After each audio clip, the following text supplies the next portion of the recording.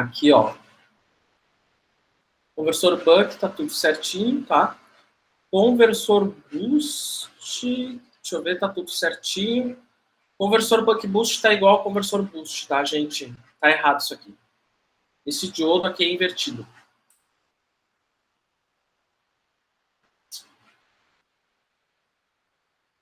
Não é só isso. Esse diodo é invertido e essa chave é aqui em cima. Depois eu vou redesenhar o circuito para vocês aqui, tá? Tem uma pequena rotação aqui e depois eu atualizo ali no site.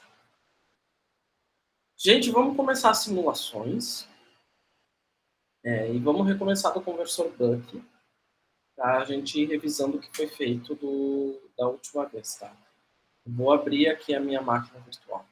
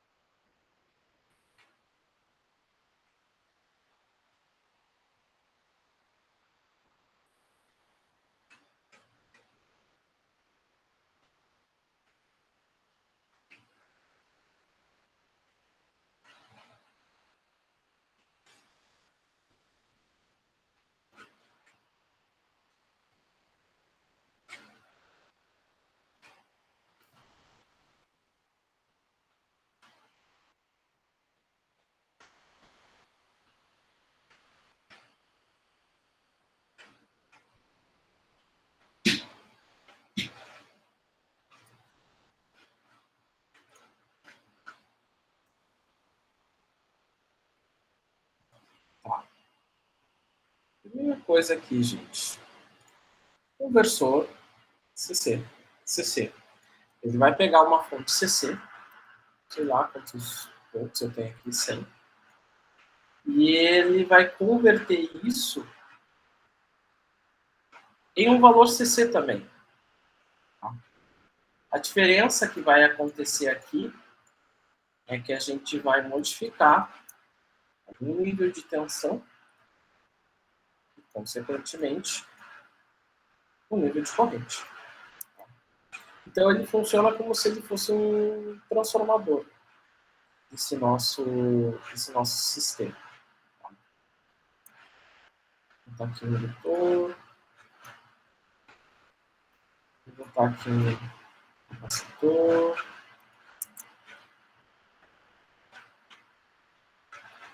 Eu vou colocar aqui a minha carga.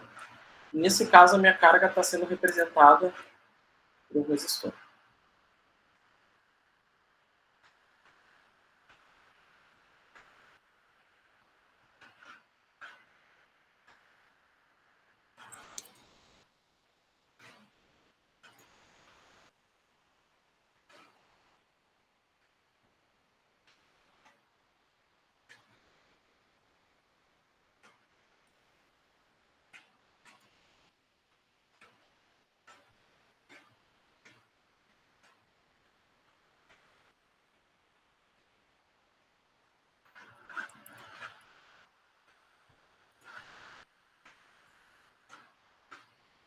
Vou medir aqui a minha tensão de saída. Vou medir aqui a minha tensão de entrada. Poderia utilizar um voltímetro de uma ponta também, não tem problema, tá? Nesse caso. Mas eu prefiro que vocês se acostumem sempre a utilizar o voltímetro de duas pontas.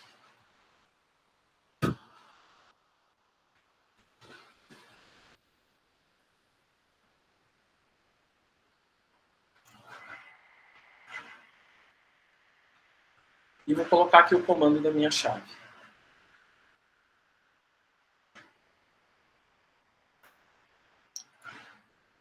Eu vou comutar esse cara. Deixa eu só ver uma coisa aqui. Eu vou comutar esse cara a uma frequência de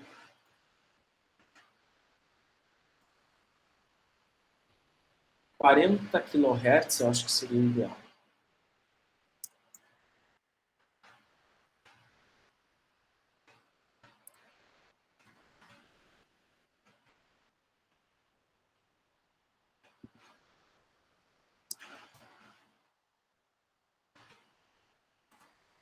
Uma razão cíclica de 0,4.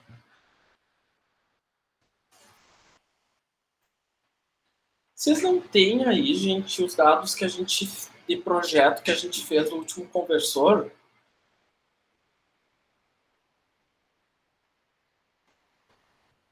Não sei se vocês chegaram a anotar aí no caderno. Não. Também não tenho anotado. Vamos pegar aqui, botar uma indutância de gás ali. Está uma indutância alta. Capacitor de micro, com certeza uma capacitância alta. E aqui eu vou botar uma resistência relativamente elevada, 100 ohms. Isso vai dar uma carga com uma potência mais baixa.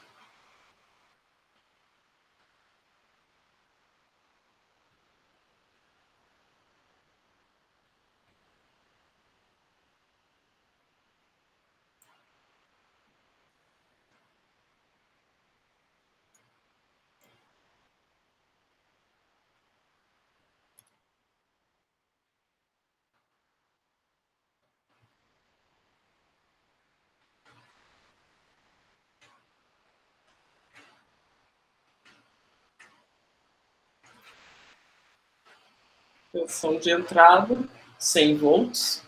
Isso aqui é puro erro de simulação. Se vocês olharem aqui os valores aqui do lado, vocês vão ver que são valores muito marginais, muito pequenos. E vamos colocar o layout junto. Acho que não deu tempo de simular, vou aumentar aqui o tempo de simulação. Em Douglas, nesse caso não precisa posicionar nenhum terra no circuito ali? Não, a gente não está lidando com ponteira única de tensão. Beleza. O LT Spice que tem essa coisa pelo terra, mas o PC não.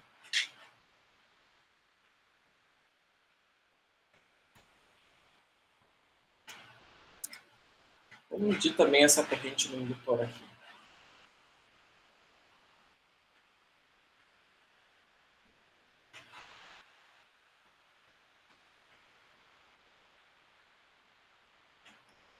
Sem nenhuma surpresa, tá, gente? O que o conversor fez? Ele pegou uma tensão que antes era de 100 volts e rebaixou ela para 40 volts. Tá? Se a gente olhar aqui no final, Vocês vão ver que a tensão é praticamente contínua e a tendência dela é ser cada vez mais contínua. Tá? Se eu reduzir esses elementos aqui, pode ser que o meu conversor ele se comporte de uma maneira mais rápida, inclusive. Certo?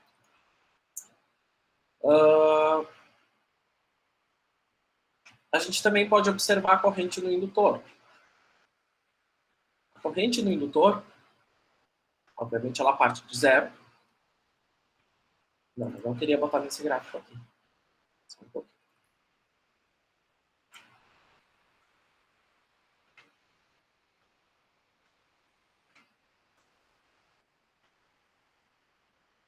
Obviamente, ela parte de zero, tá?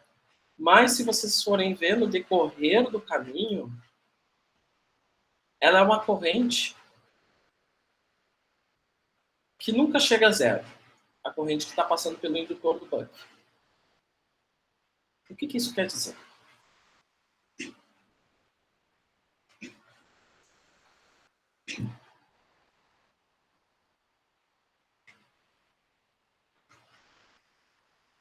Esses conversores CCCC que a gente está trabalhando, eles têm 3 modos de operação. Modo de condução contínua, modo de condução descontínua e modo de condução crítica. O que é o modo de condução contínua? É quando a corrente desse indutor ela nunca chega a zero. Por que isso é importante? Porque se a corrente do teu indutor bater no zero toda santa vez, no teu período de comutação, tu muda para o modo descontínuo. E quando tu muda para o modo descontínuo, muda completamente as equações do projeto. Tá? Não vou entrar em detalhes aqui do porquê disso, porque aí eu teria que fazer todo o equacionamento do conversor e eu acho que ficaria muito pesado para essa aula. Mas tem como provar. E o modo de condução crítico é quando a corrente do indutor bate no zero e já sobe. Esse modo de condução crítico ele é atingido através de um circuito que fica medindo a corrente no indutor e quando ele detecta que a corrente chegou no zero, ele chaveia no mesmo instante. Muito utilizado para circuitos de correção de fator de potência, que não é esse o caso. Ok? Bom, esse foi o conversor Buck. Ele é um conversor rebaixador que a gente viu na aula passada, na nossa última aula. O que nós vamos ver agora é um outro tipo de conversor, o conversor boost. Qual que é a diferença do conversor boost? Basicamente, os elementos eles mudam de lugar, alguns. O diodo vem para cá.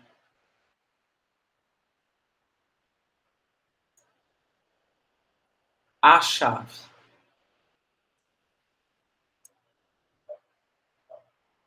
vem para cá.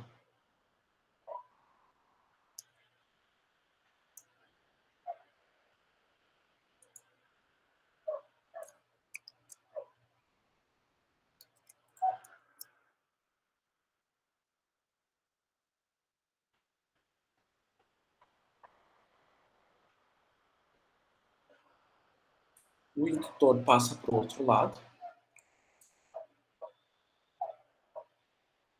E esse diodo vem para cá.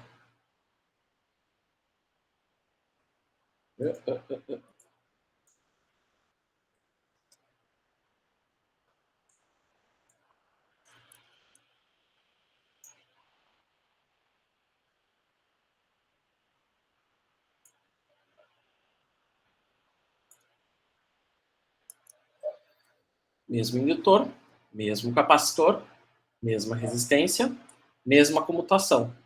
Vamos ver o que acontece nesse caso.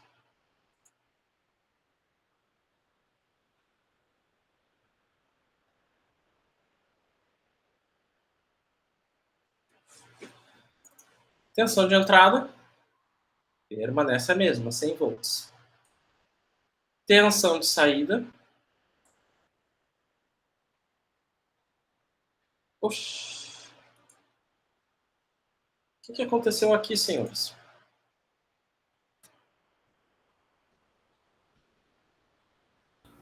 Elevou a tensão. conversor boost é um conversor conhecido por ser um conversor elevador de tensão. Ele pega uma tensão CC mais baixa e eleva para valores mais elevados. E isso é a única coisa que ele faz. As equações de projeto dele mudam um pouco. Tá? Então, eu vou querer que vocês façam uma coisinha agora. A gente já viu como fazer projeto de indutor capacitor com conversor boost.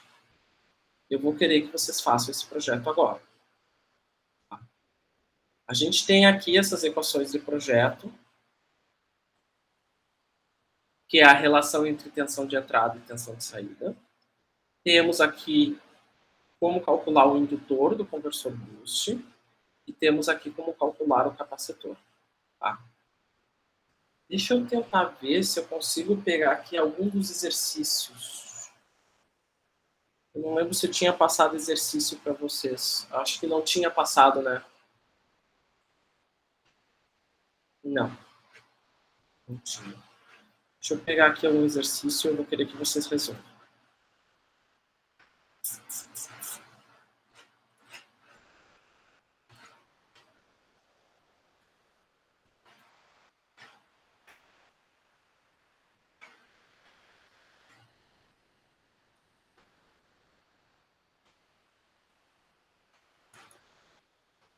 Aham, eu não tinha posto. Eu vou botar os exercícios ali, gente. Só um momentinho. Peraí.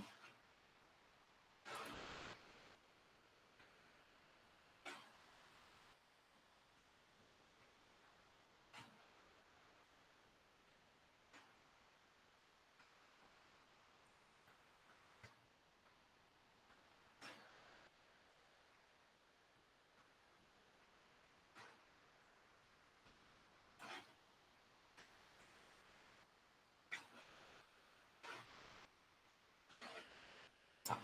Deixa eu dar um upload ali no Moodle.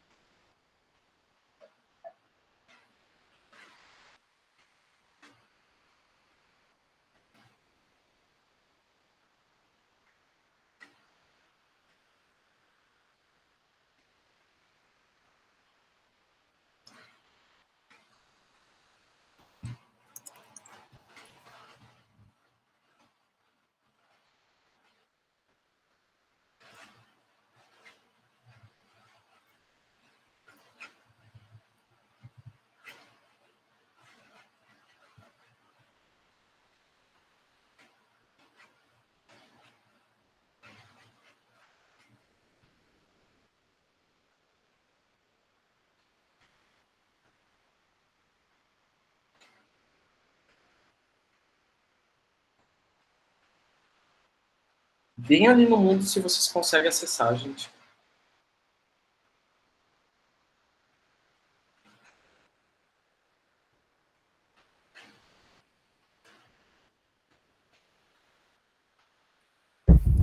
Eu consegui. Tá, beleza.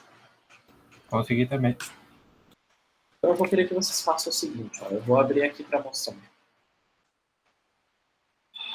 A gente projetou na última aula um conversor buck, tá? Computando a 50 kHz. Eu vou querer que agora vocês projetem um conversor boost operando também a 50 kHz. Mas aqui as demandas elas são um pouco diferentes. Vai se inverter. Tu tem uma tensão de entrada de 50 volts, tu tem uma tensão de saída de 100 volts, e tu tem esses parâmetros aqui, tanto de ondulação de corrente no indutor, quanto de ondulação de corrente no capacitor. Eu vou dar para vocês até as 11h20, uns 15 minutinhos para vocês fazerem esse projeto. Pode ser? Pode. Pode? Tranquilo? Tentem fazer esse projeto por conta que depois eu vou querer ver ele com vocês aqui, alguns detalhes da operação do conversor.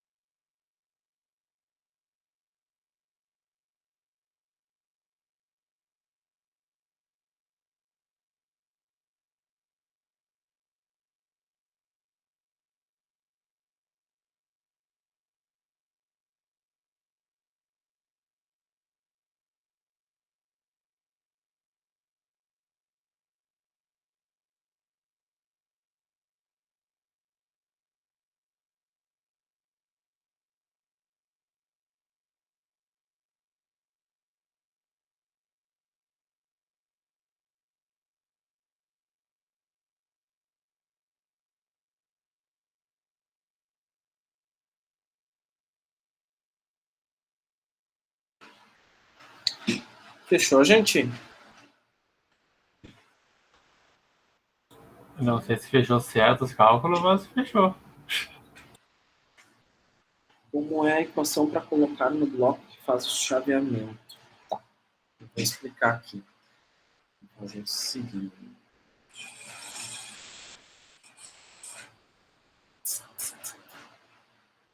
Primeiro, qual foi o valor de razão cíclica que vocês encontraram?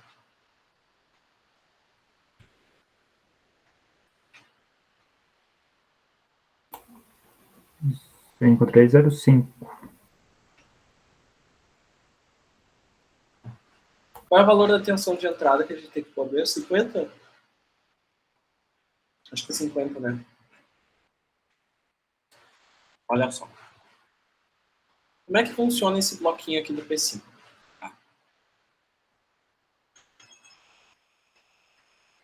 Acho que meus pais chegaram. Só um minutinho, gente.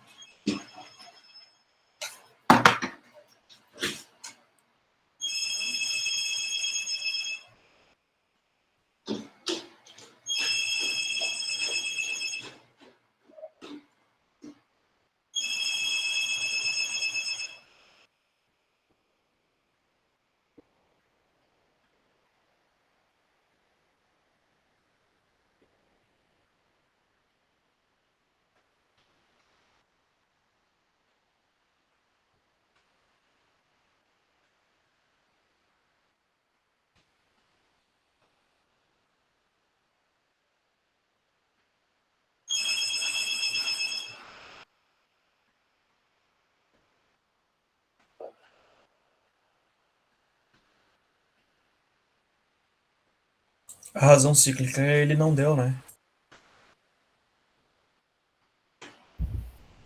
Não, mas Não. você tem que calcular com o valor da entrada e da saída. Entendi. É VO sobre VIN, alguma coisa assim? Isso. É, né? VO dividido por V em...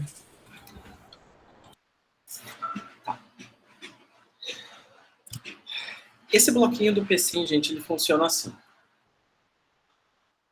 Aqui, inclusive, está 50k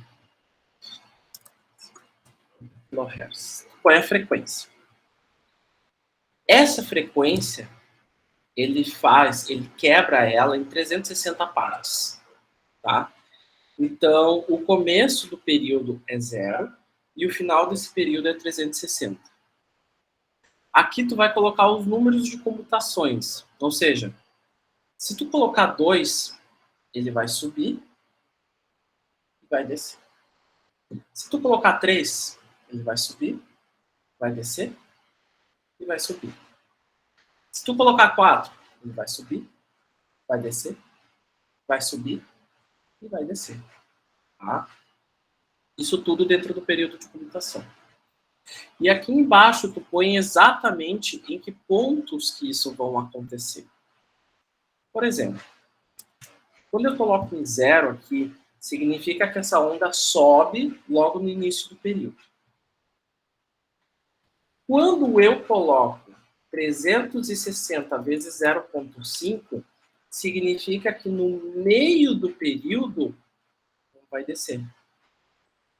Ou eu simplesmente poderia calcular esse ângulo. 360 vezes 0,5, 180. Então, por exemplo,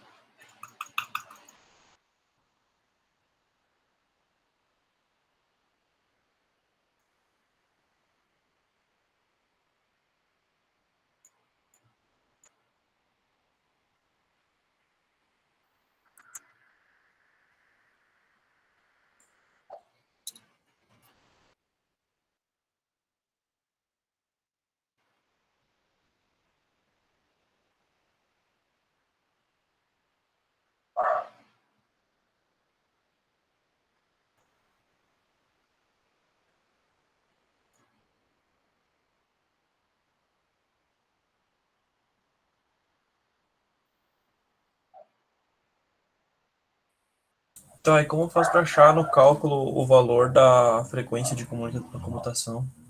é parâmetro de projeto. Frequência de comutação. Tu até pode encontrar se for dado os parâmetros, mas geralmente frequência de computação é escolha do projetista. E nesse caso, você não colocou, então. Ou seria eu que deveria escolher? Não, tá aqui. 50 kHz. Ah, tá. Desculpa. Deixa eu só melhorar aqui o passo da simulação. É um passo muito... Tá um passo ruim de simulação. Eita, agora vai ficar lento pra cima.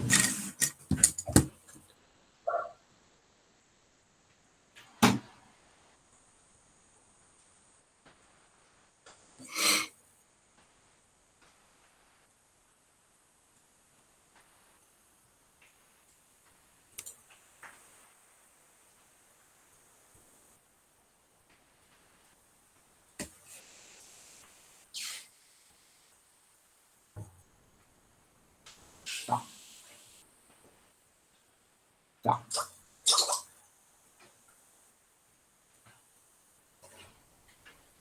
Agora sim, tá melhorzinho. Então, gente, quando vocês decidiram 50 kHz, ele vai pegar e vai fazer um período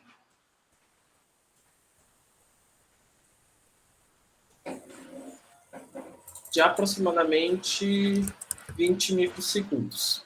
Tá? Lembrando que a relação entre frequência e período é um inverso da outra. E aí, o que ele faz mais? Para ele definir os pontos em que vão haver as comutações, ou seja, o ponto que essa forma de onda sobe, o ponto que essa forma de onda desce, ele pega esse período aqui e divide ele em 360 partes, para fazer uma equivalência com o ângulo. Porque a gente tem, por exemplo, que o ângulo completo de um círculo é 360 graus. É a maneira como o Pessim encontrou para fazer essa representação. Talvez isso ajude quando a gente lide com formas de ondas senoidais, fique mais intuitivo, tá? Então, no ângulo zero, vocês podem ver que o sinal de comutação sobe.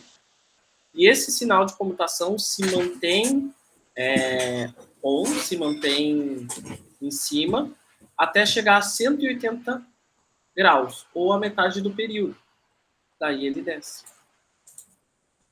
Permanece assim, até que aqui começa um novo período, ou seja, 0 graus de novo. Daí ele volta a subir.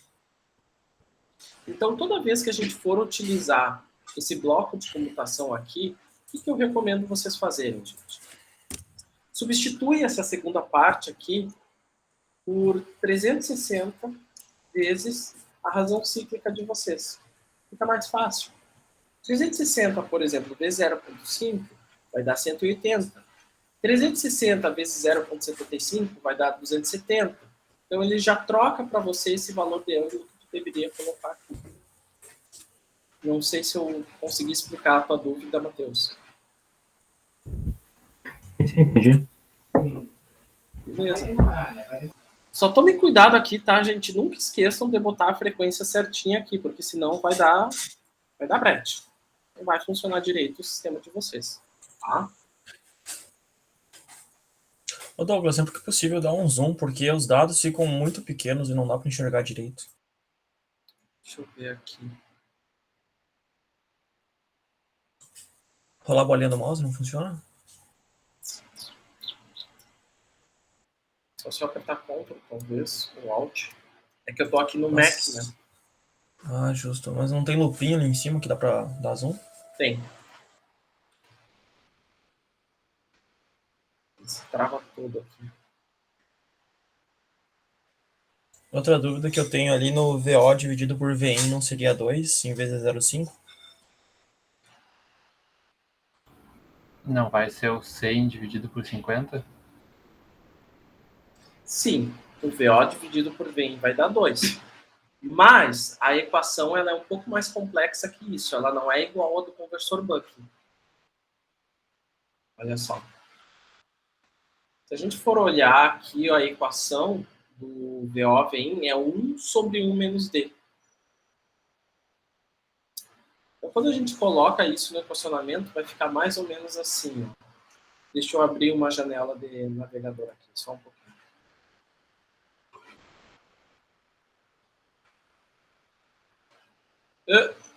Abre.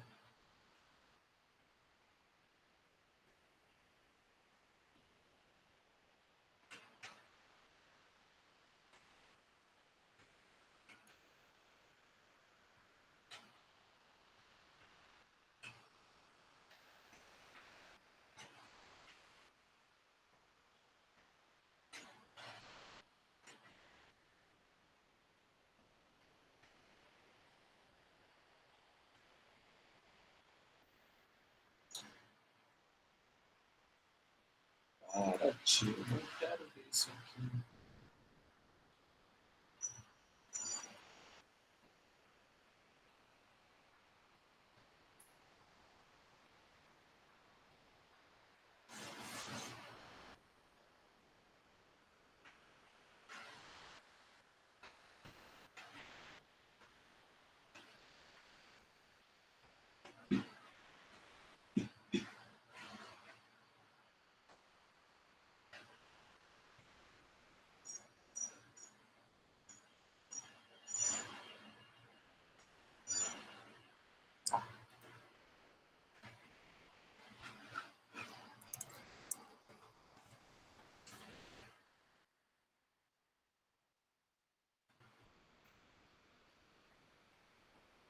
Vou copiar uns dados aqui.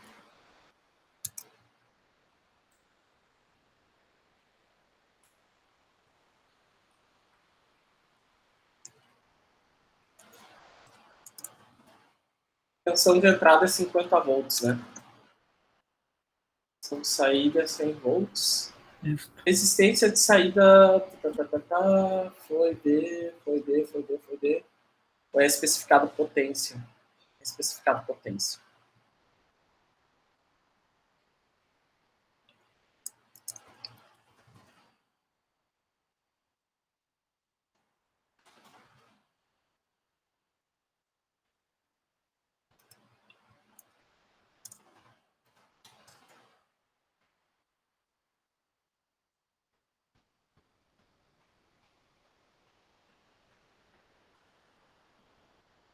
kHz. O resto está tudo certinho.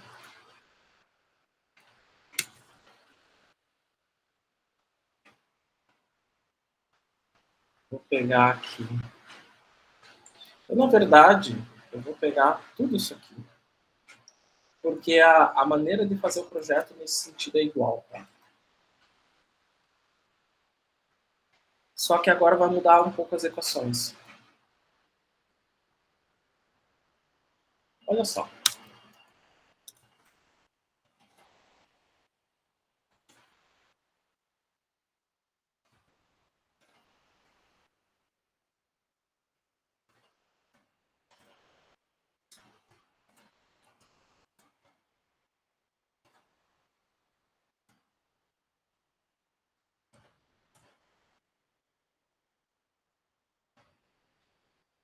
Nessa equação, o que a gente quer descobrir é o D.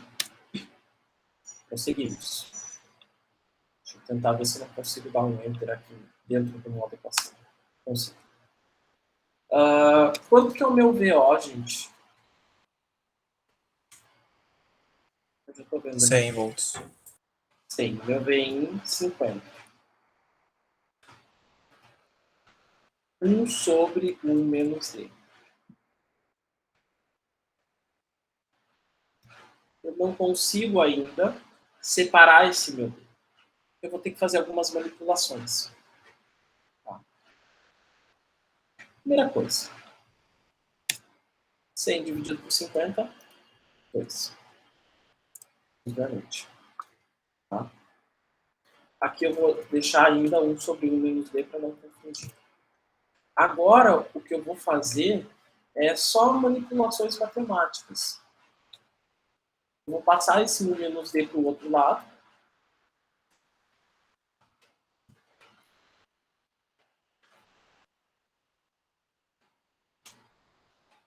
Vou multiplicar pelos 2. Isso aqui vai dar 2 menos 2 vezes D, igual a 1.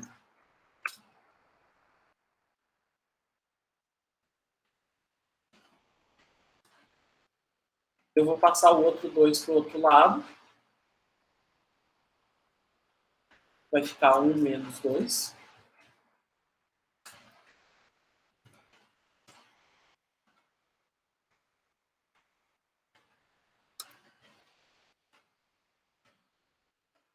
E agora, eu resolvo. D vai ser igual, barra frac, menos 1 dividido por menos 2. Isso aqui vai dar quanto, gente?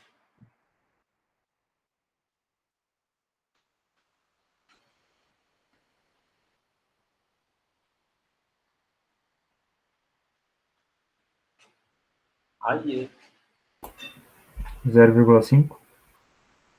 assim. 1 dividido por 2, 0,5. Negativo dividido por negativo vai dar um número positivo. Da mesma forma que dois números negativos sendo multiplicados vai dar um número positivo. É assim que eu encontro a razão cíclica. Eu tenho que fazer esse malabarismo matemático aqui para encontrar ela. Nada demais, gente. Passa para outro lado, de divisão para multiplicação, enfim. Tá? Eu fiz uma analogia errada, então. Justo. É bem tranquilo. Perfeito. Okay. Determinação da indutância. Vamos dar uma olhadinha aqui na equação dela.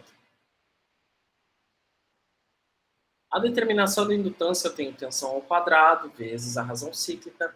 Alguém vai me ditando aqui, gente, para eu não ficar trocando de tela? Eu acho que fica meio confuso. Tensão de entrada ao quadrado.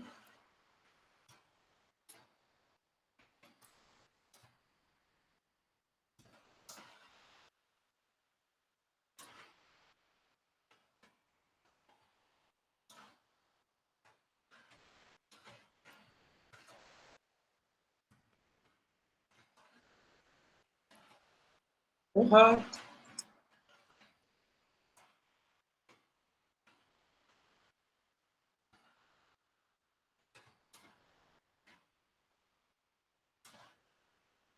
Vezes. O que vai mais? Ação cíclica. Deixa eu ver se eu não consigo dar um zoom aqui, gente. Espera aí.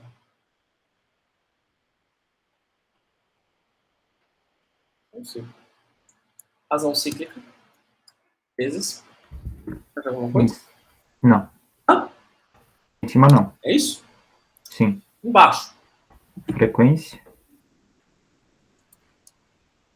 Variação da corrente. Percentual. Isso. Vezes. Potência da entrada. Mais. Não. Beleza. Tensão de entrada, a gente já sabe que é 50.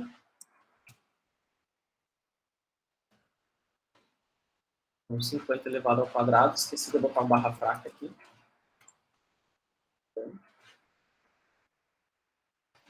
Razão cíclica a gente já encontrou, que é 0,5. Frequência de comutação é 50 kHz. Então, 50, 1, 2, 3 vezes. Delta I percentual é um valor dado. Aqui é 20%. Então, eu vou colocar aqui 0,2. Vezes a potência de entrada. Nesse caso aqui, a gente foi definindo que a potência de saída é de 300 watts, tá? Obviamente que eu vou ter perdas de conversão. Mas eu vou fazer esse cálculo como se ele fosse ideal. Então, aqui eu vou colocar 300 direto. Quanto que deu o valor desse indutor, pessoal?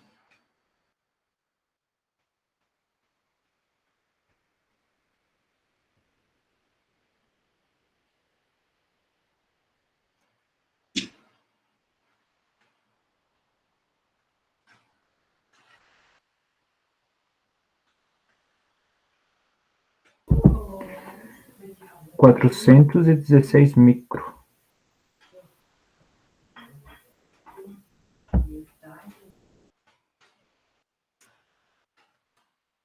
Foi. Perfeito. Capacitor.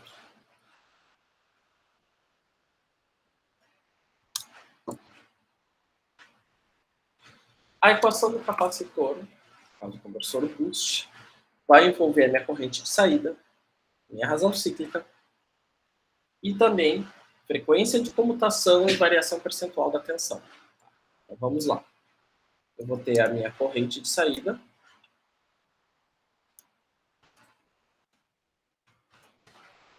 multiplicado pela minha razão cíclica, dividido pela minha frequência de comutação, vezes variação percentual da tensão, multiplicado pela minha tensão de saída. Eu tenho a minha corrente de saída, foi dada. Não? Não. Vou ter que calcular, então. Tá? A gente consegue calcular com os dados que foram dados para a gente aqui. Ó. Se vocês olharem aqui, a gente tem o quê? Tensão de saída e a gente tem a potência de saída também. Tá? Nesse caso aqui, a gente pode fazer o cálculo da corrente de saída. Como é que eu posso fazer isso? Simples. A gente está lidando aqui, no caso, com uma potência CC. Potência CC, gente, é a coisa mais simples que existe. É simplesmente tensão multiplicado pela corrente. E é isso. Não tem mistério. Eu tenho aqui uma potência de 300 watts. Eu tenho uma tensão de saída que eu quero de 100. Então, eu tenho como inferir qual é que vai ser a minha corrente. Nesse caso aqui, meus caros, a minha corrente, portanto, vai ser 300 dividido por 100. Tá? Ou seja, 3 amperes. Não estou errado, né? Não, é isso aí.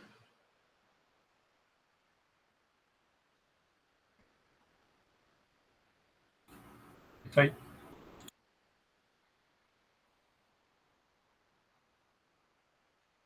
Certo?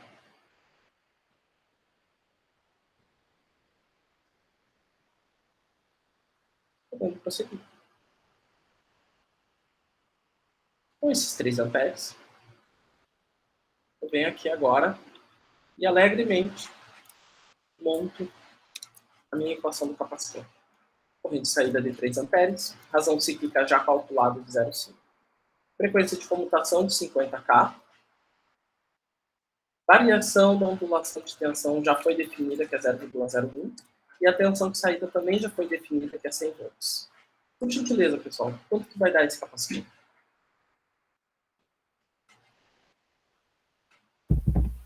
Três micro.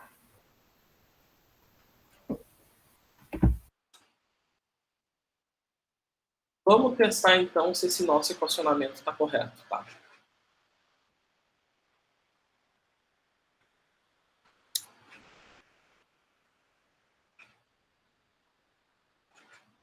Bem bonito, pelo menos.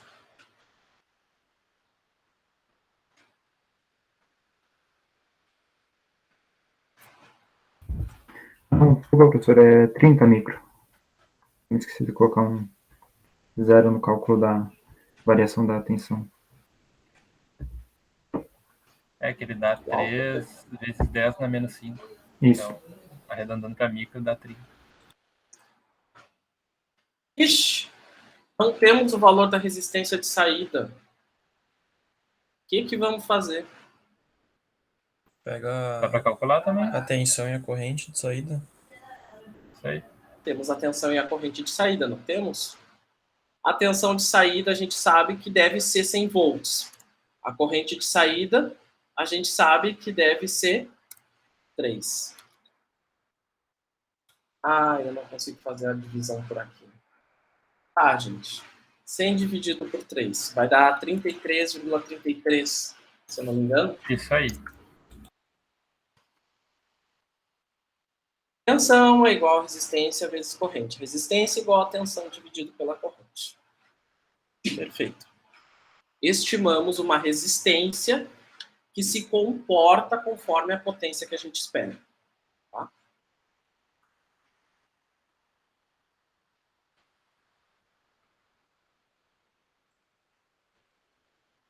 É isso.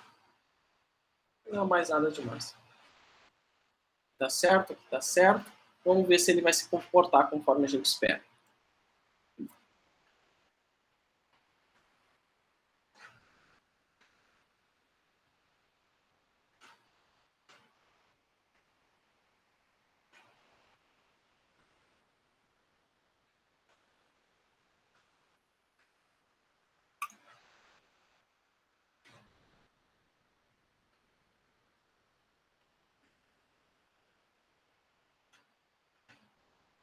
Primeira coisa que a gente observa aqui, tá, gente? Vou tirar the gate porque a gente já sabe que ele está certinho. A gente já tinha visto isso antes. Primeira coisa que a gente observa é que a nossa tensão de saída, ó, tá cravada em 100 volts. Perfeito. O nosso conversor, ele converteu de 50 volts para 100 volts CC. Só que é um pequeno transitório, ele acontece, nós temos elementos reativos, elementos que ficam ressonando energia, sempre vai acontecer. Tá? Agora vamos verificar se as especificações que nós colocamos no nosso conversor estão sendo atendidas. A primeira especificação que a gente colocou foi a seguinte. A ondulação de saída deve ser de 1%. O que eu quero dizer com isso? Eu tenho aqui a minha tensão média, tá? É de 100 volts. A minha tensão real do conversor, ela vai ficar fazendo isso aqui, ó. Pá, pá, pá, pá. Carga, descarga. Carga, descarga. Carga, descarga. Quanto mais eu aumentar o meu capacitor de saída, menor vai ser essa oscilação de carga e descarga. Quanto mais eu rebaixar esse meu capacitor, maior vai ser essa oscilação. Tá? Posso provar isso para vocês. Eu vou reduzir aqui o tempo de simulação bastante, tá? Eu percebi que ele entra em regime permanente bem rápido. Então eu vou fazer o seguinte. Vou colocar aqui 0.04. E eu vou mudar a minha capacitância aqui para 10 vezes menor.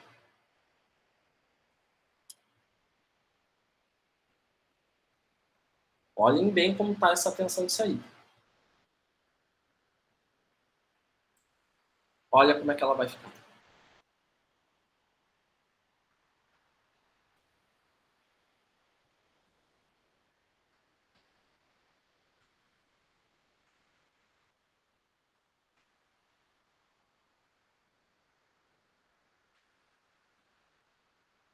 Entenderam aqui o que aconteceu?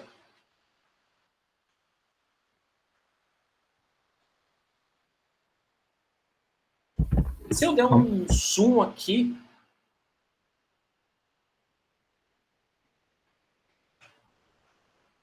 vocês vão verificar o quê? Que o que está aparecendo ali, na verdade, é a minha tensão subindo, descendo, subindo e descendo.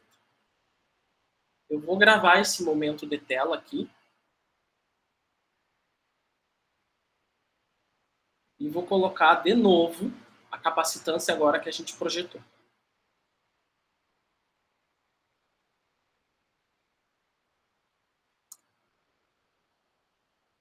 E vou pedir para ele simular.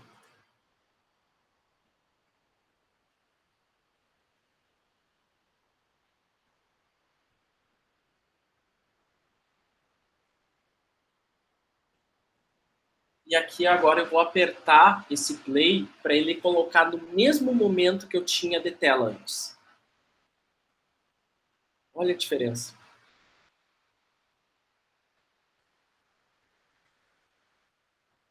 Quanto maior forem teus elementos reativos no sistema, indutor e capacitor, menor serão as oscilações, tá? Perfeito? Então, Isso seria como a carga e descarga mais lenta e com um valor muito menor do capacitor, a carga e descarga do capacitor seria mais rápida, então. É isso que tu está tentando mostrar? isso. Uhum. Exatamente. Um capacitor com uma maior capacitância, Guilherme, ele leva mais tempo para se descarregar. Justo. Uma bateria com uma capacidade maior, ela leva mais tempo para se descarregar. E quanto mais tempo essa bateria ou esse capacitor, fazendo analogia, leva tempo para se descarregar, mais tempo ele vai demorar para descer a tensão que está sobre ele. Tá, mas isso é bom ou isso é ruim? É ótimo. Tá, então o valor que a gente obteve nos cálculos ali, colocou no capacitor, são os ideais comparados ao valor que tu diminuiu no capacitor, então, antes. Pois é, não é que são os ideais, é o valor que a gente estipulou em projeto. Sim, exatamente. Tá? Mas vamos verificar se esse valor está correto. Ó, dá para vocês verem claramente aqui que essa subida e essa descida, elas oscilam em torno de um valor aqui, né? Em torno de quem? 100 volts. Perfeito. Então dá para ver que o valor médio é 100 volts. Gente, a média ela é uma análise estatística muito bonita, porque geralmente, nem sempre, mas ela geralmente se posiciona no meio da curva, no meio da tua forma de onda, geralmente, mas nem sempre, tá? Então vamos verificar se essa ondulação de 1% está correta. Como é que eu verifico isso? Eu meço o maior ponto e eu meço o menor ponto. E aí eu verifico qual é a diferença de tensão entre esses dois pontos. 1% de 100 é quanto?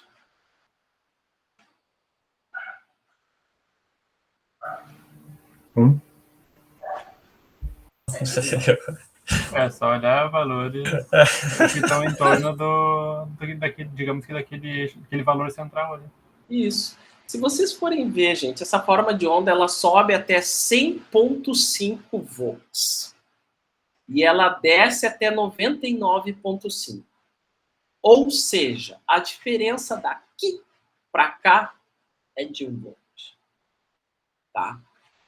Eu até vou fazer aqui o cálculo. Eu clico aqui com o botão direito e eu clico aqui com o botão esquerdo. 1 volt praticamente, gente. Eu sei que vocês não estão enxergando aqui direito, mas aqui ele está me dando 0,98 volts.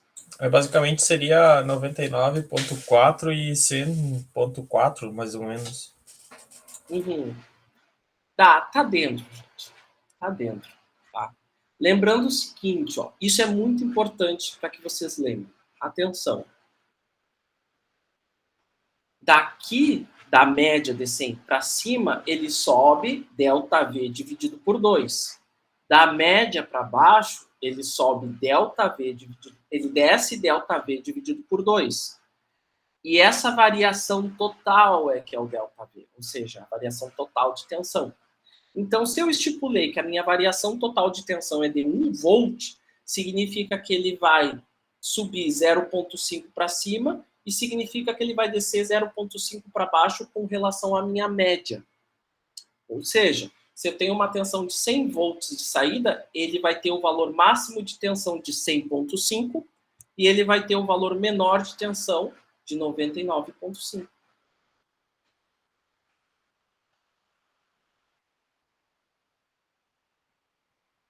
Beleza?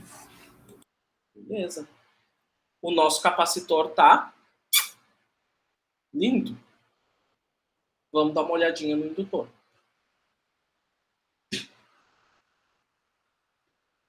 Gente, eu vou bugar um pouco a cabeça de vocês agora, tá? Eu vou continuar. Pega leve. Eu vou continuar olhando aqui a tensão de entrada e a tensão de saída, mas eu vou mudar esse meu indutor, tá? Eu vou reduzir ele para 200 micro, que é um valor abaixo do que a gente projetou. E eu quero que vocês verifiquem se vai ter alguma diferença na minha tensão de saída.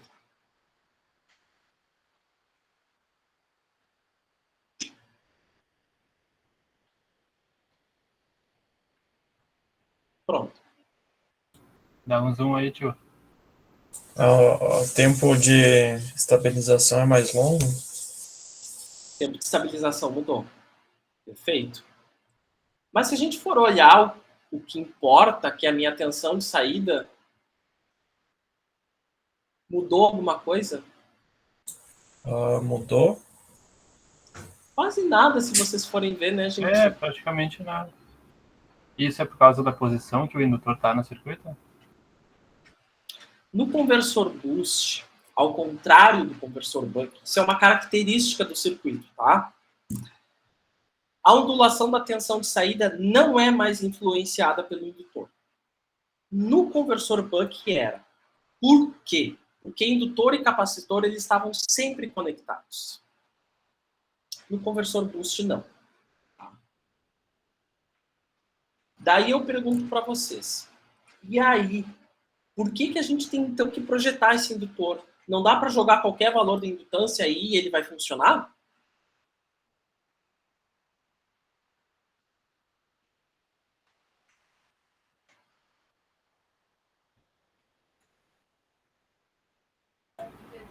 Agora eu não sei responder exatamente. Não tem problema. Tá aqui o valor da corrente do nosso indutor, tá? Tá aqui ela, bonitinha. Vocês podem ver, ó, que ela nunca chega a zero. Legal. Bacana ela, show de bola. Eu vou gravar este momento aqui. E agora eu vou reduzir valendo esse meu indutor. Era 416 micro o valor que a gente tinha posto. Eu vou colocar 41 micro. 10 vezes menos. Estou reduzindo custos da firma. Não está fácil a situação para ninguém. Eu vou esperar minha simulação.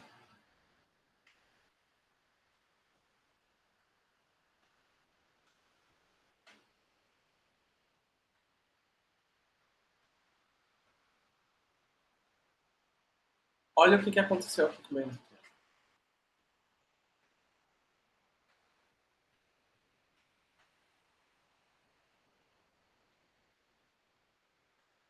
Olha os valores de corrente que chegou no indutor.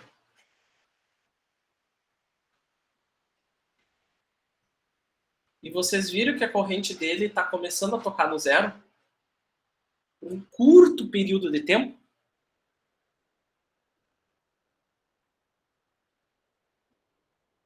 Sim.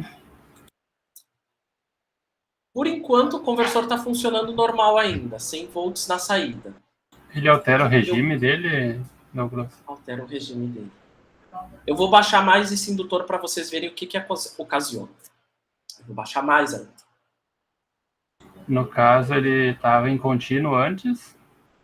E agora ele entrou em crítico. Entrou em crítico porque ele começou a bater em zero. Aí cada vez que ele chega em zero, ele chaveia de novo.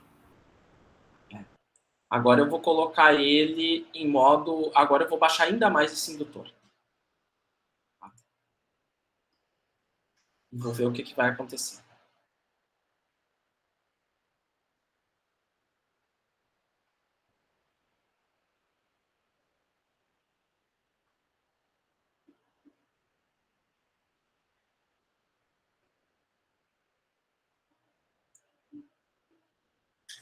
O que aconteceu com essa tua tensão de saída aqui?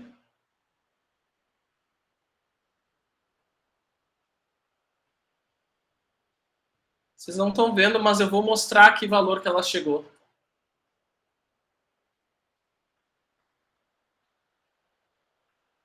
Que valor que chegou a minha tensão de saída?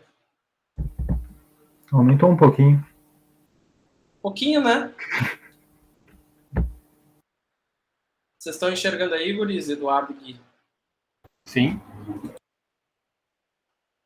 250 volts. Foi para isso que a gente projetou esse conversor? Não, era para 100 volts a saída, né? Olha os valores de corrente que está esse teu indutor aqui. Tendo picos de 100, 120 amperes. Caco de MOSFET que vai ter que aguentar isso. A análise do Gui está correta. Quanto menor são os teus elementos reativos, mais rápida tensões de corrente elas vão começar a oscilar no conversor. E não só mais rápidas elas vão oscilar, maiores vão ser os valores de pico que tu vai ter no teu conversor. Então, um projeto adequado de capacitor e um projeto adequado de indutor, eles não servem apenas para o bom funcionamento do conversor, mas eles servem também para você evitar valores de pico muito elevados. Tá? Olha o que acontece quando eu coloco o meu conversor operando de novo no modo que ele deveria estar operando. Grava, aqui é 150, tá? Eu vou tirar uma foto aqui e vou simular de novo. Vou botar o valor correto de indutância agora, 416 mil. E vou simular.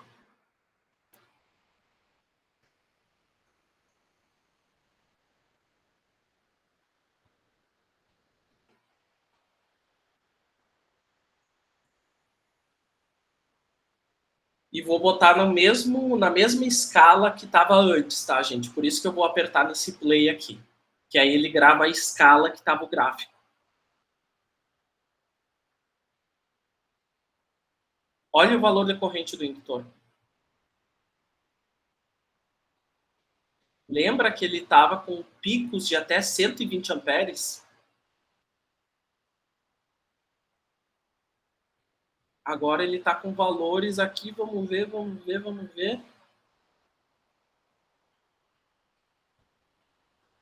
Gente, não passa nem de 10 amperes.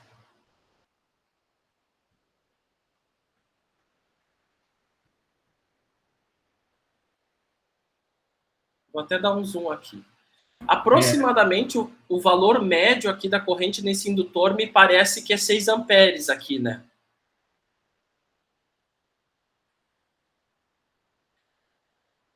Vamos verificar se o projeto está certo. Se a corrente média do meu indutor é 6 amperes e eu projetei ele para ter uma ondulação de 20%, tá? Deixa eu até fazer os cálculos aqui para eu não falar groselha.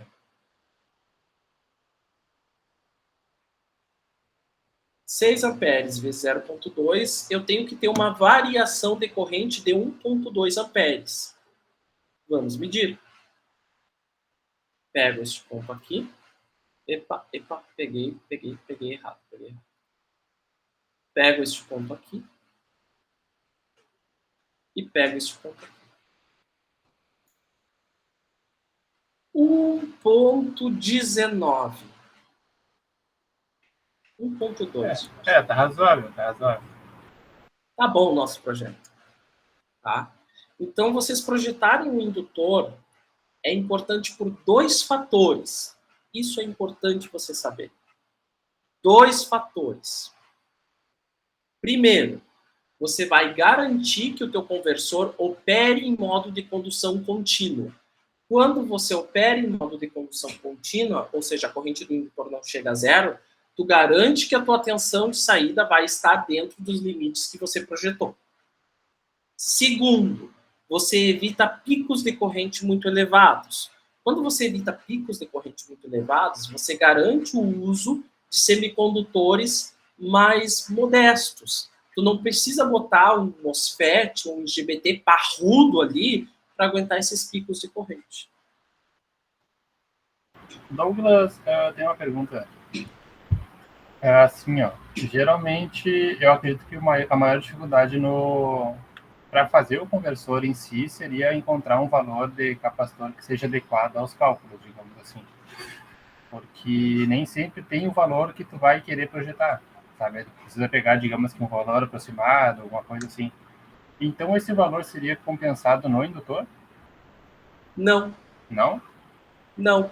Tu projeta o valor de capacitor, mas sempre tu projeta para ser um mínimo de capacitância que tu precisa ter na saída. Se tu projetou para 30 e não tem 30 microfarad, pega um de 40, pega um de 50. Não tem problema de tu botar um capacitor maior. A não ser, Eduardo, que tu esteja lidando com um conversor que ele tenha que ser assim, ó, muito encapsulado. Muito encapsulado. Aí sim é uma outra história. Beleza, entendi. Porque o que acontece? Quanto maior o valor do indutor e quanto maior o valor do capacitor, maior vai ser o teu conversor. Fisicamente. Sim, entendi. Tá? Não é difícil essa parte de conversores CCCC, né, pessoal? Olha, se seguir nesse mesmo ritmo que tá até agora, tranquilo. Isso daqui a pouco vem esse ACC. Daqui a pouco vem esse ACC. Não, CACC em eletrônica de potência 2. Puta merda. Não? CCCA eletrônica de potência 2. Já me confundi. CCCA eletrônica de potência 2. Aqui eletrônica de potência 1 a gente vê CACC, que são os retificadores, e depois a gente vê CCCC, que é o que a gente está vendo agora. É que lidar com CC em questão de cálculo é mais simples. Depois, no final da cadeira, talvez, ou numa aula específica, a gente podia ver a aplicação de cada um desses conversores que a gente estudou, né? Tipo, onde é que é aplicado, e no que é construído, no que é montado, sabe? Sim. As aplicações Pra talvez gente ter sejam uma um noção. pouquinho mais complexas, mas para te ter uma noção, o conversor Buck, ele é muito utilizado em placa-mãe de computador. Muito utilizado. Tu recebe ali da tua fonte CC uns 12 volts, 3.3, às vezes eles têm que rebaixar para 1.5. E eles não vão fazer isso usando o regulador linear, eles usam utilizando o conversor Buck.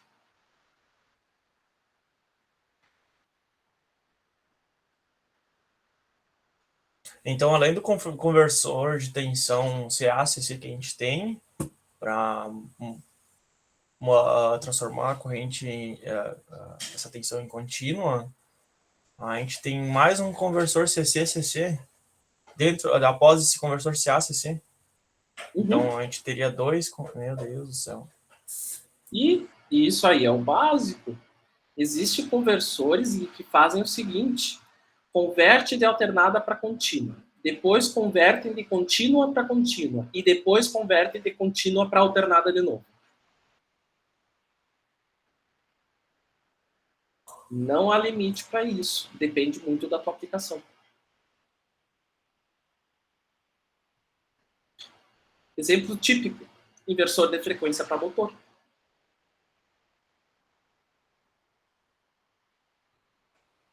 Dá para a gente fazer umas simulações bem legais aqui para mostrar isso. Vamos com calma. Vamos com Eu vou ver se eu não tenho, gente, uns outros exercícios para botar ali para vocês, tá? Eu acho que eu tenho. Eu vou pôr. Mas estude, tá? Não lê o livro.